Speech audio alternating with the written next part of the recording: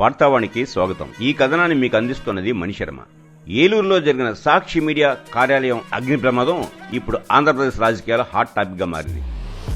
ఈ ఘటనపై టీడీపీ వర్గాలు తీవ్ర ఆరోపణలు చేస్తున్నాయి. వాస్తవంగా ఈ కార్యాలయానికి నిప్పు పెట్టింది వైసీపీ శ్రేణులే అని ఆరోపిస్తూ సీసీ ఫుటేజ్ ను కావాలి మాయం చేశారని ఆరోపిస్తున్నారు. గతంలో తాడేపల్లిలో జరిగిన అదే తరహా ఘటనను గుర్తు చేస్తూ జగన్ నివాసం వద్ద జరిగిన అగ్ని ప్రమాదంలో కూడా సీసీ ఫుటేజ్ ని ఇవ్వకుండా దాచారని, ఇప్పుడు అదే తరహాలో సాక్షి ఆఫీస్ అగ్ని ప్రమాదం సీసీ ఫుటేజ్ కనిపించకుండా చేస్తున్నారని వాపుతున్నారు. వైసీపీ ఈ ఘటనను టీడీపీ మీద తోసే కుట్రలో భాగంగా చేస్తోందని టీడీపీ నేతలు పేర్కొంటున్నారు. ముఖ్యంగా అమరావతి మహిళలపై జరిగిన వివాదాస్పద వ్యాఖ్యలను మరిపించేలా ప్రజాదృష్టిని మళ్లించేందుకు జగన్ ఈ కొత్త డ్రామాకు తెరదీసినట్లు ఆరోపిస్తున్నారు. గతంలో ప్యాలెస్ గార్డెన్ కు తానే నిప్పు పెట్టుకుని నిందను టీడీపీ మీదకు నెట్టినట్లు ఇప్పుడు పార్టీ కార్యాలయానికి తామే నిప్పు పెట్టుకుని అదే స్క్రిప్ట్ ను పునరావృతం చేస్తుందని వ్యాఖ్యానిస్తున్నారు.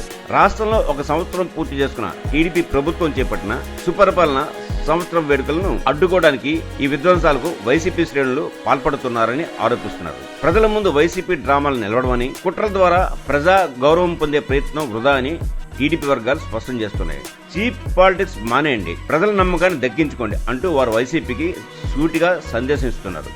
మొత్తం మీద రాజధాని అంశంపై కొమ్మినేని శ్రీనివాసరావు చేసిన వ్యాఖ్యలు ఇప్పుడు టీడీపీ వర్సెస్ వైసీపీగా మారింది. ఒకరిపై ఒకరు నిందలు, ఆరోపణలు, విమర్శలు చేసుకోవడం కాకుండా దాడుల వరకు వెళ్లారు. మరి ఇది ఎక్కడి వరకు వెళ్తుందో చూడాల్సి ఉంది.